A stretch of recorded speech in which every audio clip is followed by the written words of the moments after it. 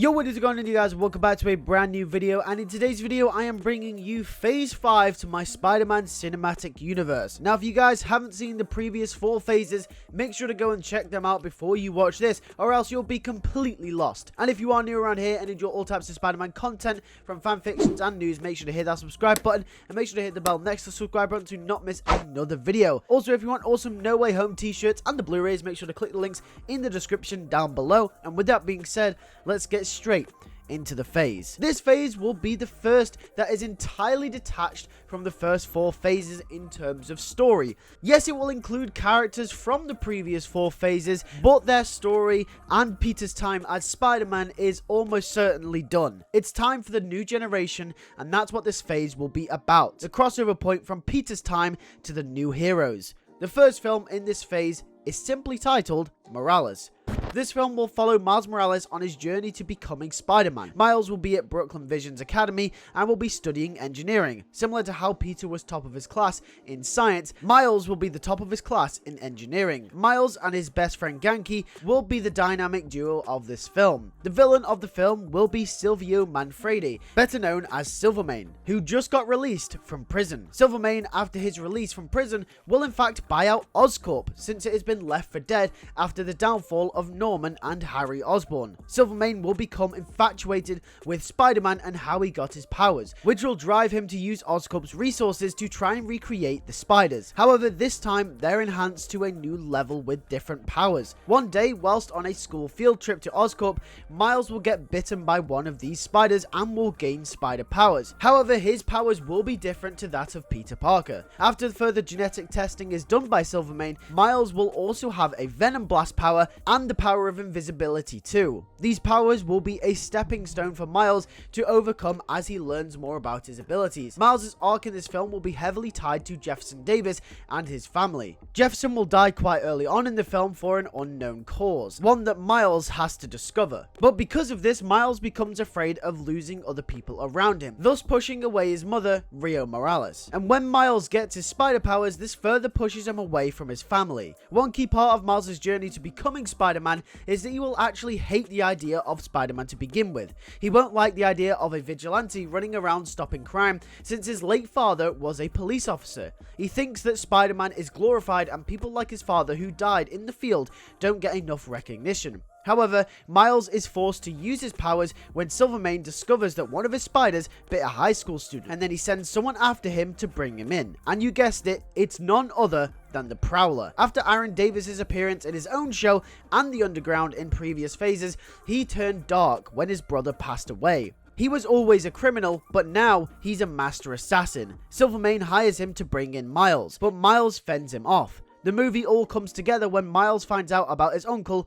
being the Prowler. He realizes that he shouldn't push away his family, and after Uncle Aaron goes to prison at the end, he loses another member of this family, which pushes him closer to his mother Rio in hopes that he can be closer with those he still has left. Miles will also go through a transition of hating the idea of Spider-Man to come to the realization that he can help the city in the same way his father did, but on the larger scale. And after all is said and done, Miles comes to face Silvermane in the final act of the film and takes him down. Miles realizes that Spider-Man's job wasn't always to be a glorified police enforcer for the city, but to be hope. Miles will eventually realize this by the end of the film. The next film in the phase will be called Spider-Man: Chaos of the Clone, which will follow Ben Reilly as he continues his run as Spider-Man. However, this film will loosely continue the Clone Saga story by introducing Kane to the universe. Kane will be another clone of Peter Parker that hasn't been revealed until now. It turns out that Warren had tried to clone Peter before the events of the Clone Saga, simply with DNA that he collected from around the city from Spider-Man's battles with villains. Although roughly successful, the clone wasn't a perfect match,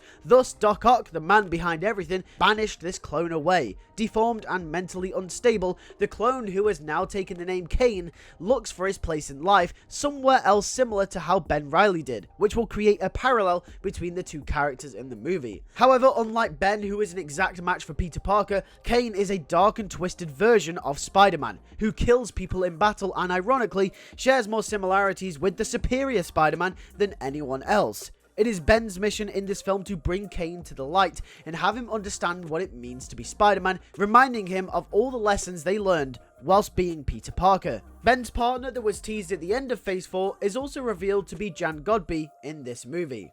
The next film in the Miles trilogy will be called Miles Morales Spider-Man. As you can see, we're slowly transitioning from the Miles name into the title Spider-Man, which represents the transition he undergoes into what will be a fully fledged Spider-Man. You'll see what I mean by the end of the phase. Anyway, this film will follow Miles on his journey to discovering how to use his abilities to their full potential, mainly his spider sense. Taking some inspiration from Spider-Man Far From Home, Miles will learn to trust his spider sense, as his arc will be about doubting himself, whether he can actually do this. Can he live up to his father's name? Can he live up to the name of Spider-Man? With the physical representation of this being Miles' spider sense. This will be a theme that is carried out further in the trilogy, and you'll see how it fits in later. The villain of the film will be Mysterio, similar to Far From Home, which will tie in nicely to the trusting your spider sense story. Miles will also develop a relationship with someone from Brooklyn Visions, who will be Kate Bishop. Now, for those of you who don't know, Kate, or Catherine Bishop in the Ultimate Comics, was a love interest for Miles Morales. Not the Kate Bishop who everyone else is thinking of, who turns into Hawkeye. No, this is a different version of Kate Bishop. The film will end with Miles trusting his abilities in what he's able to do and believing he is ready for the big leagues. A post-credit scene of this film will send us back to Queens with the original Peter Parker, who is with his almost 1-year-old baby and Mary Jane, revealing him watching the news about a new Spider-Man stopping villains such as Prowler, crime boss Silvermane, and Mysterio. MJ asks if it's Ben Reilly, and Peter says no, it's someone different. The next film in this phase will be titled Madam Web. Now, I know what you're thinking, you're just copying Sony since they're currently in the process of making a Madam Web movie. But trust me, this fits into the grander story and plays out hugely. Now, one thing that I've been reluctant of doing in the first 4 phases was the multiverse. I feel as if the multiverse is overdone and everything builds to the multiverse eventually. So I decided not to go that route with Peter Parker and leave him to the story that he got.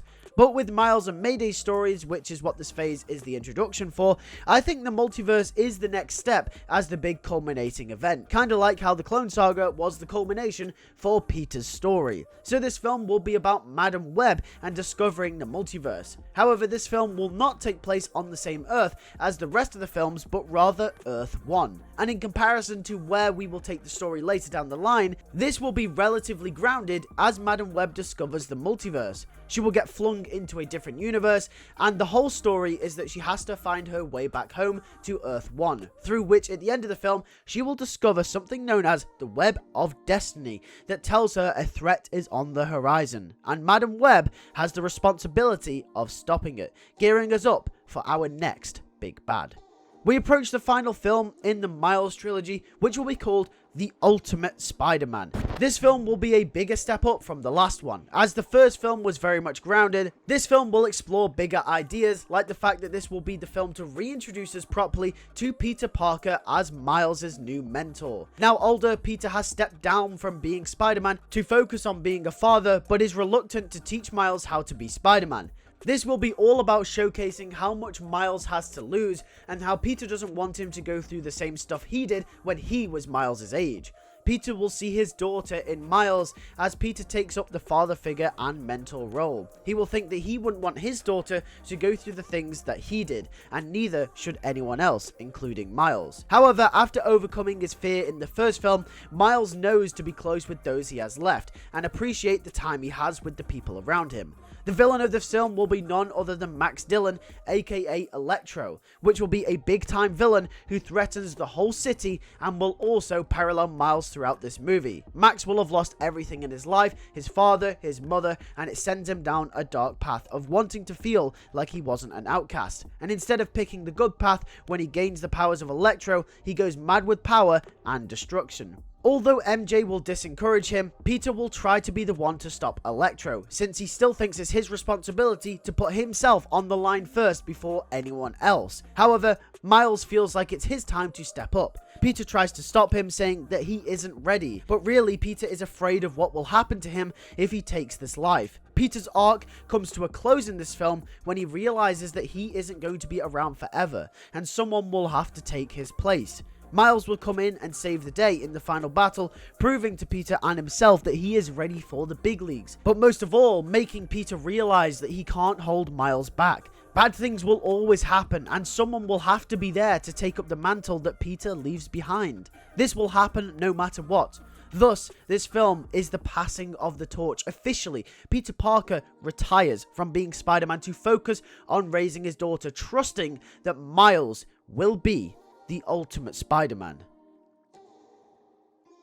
That is it for the films of Phase 5, but let's move on to the shows. The first show will be called Silver Sable, which will be a 9-part series continuing her story. Her story in relation to the main timeline of events is very much over, but she will continue as a side story. This show will be more of the same stuff, her working with S.H.I.E.L.D., her kicking ass, you know how it goes. The next show is NYC Call and Rescue Season 4, which will once again tie into the events of Phase 5 and will continue to be a crime thriller. The next show will be Morbius Season 3. Now, this show will follow Michael Morbius as he moves to New York. However, this attracts the attention of a vampire hunter called Blade, who, although is a hero in Marvel Comics, will be portrayed as the antagonist of this show. Morbius' story will be that he is misunderstood as a vampire and just wants to do good, and Blade's story is to come to this understanding. The next show will be the biggest show for Phase 5 in terms of relating back to the overall story, which will be an anthology series called Tales of the Spider-Verse, which will loosely tie into the events of Madam Web. Each episode will follow a different version of Spider-Man or woman from a different universe, showing us all corners of the Spider-Verse. We will get episodes from Jessica Drew, other versions of Peter Parker, Spider-Punk, a universe where Superior Spider-Man carried on existing, etc. And that is it for Phase 5 of my Spider-Man Cinematic Universe. If you guys did enjoy, make sure to hit that like button and tell me what you guys think of this in the comment section down below. Also, if you want awesome No Way Home t-shirts and the Blu-rays, make sure to click the link in the description down below. You can get yours today. Make sure to hit that subscribe button for more fanfictions, and make sure to hit the bell so you do not miss them as soon as they come out on the channel. You can be one of the first ones to watch the videos. And also remember, we post news from the games and movies and the shows, so if you want to stay in the loop with all types of Spider-Man news as well, then also make sure to hit that subscribe button. Thanks for watching, and I'll see you all in the next one. Take care and peace.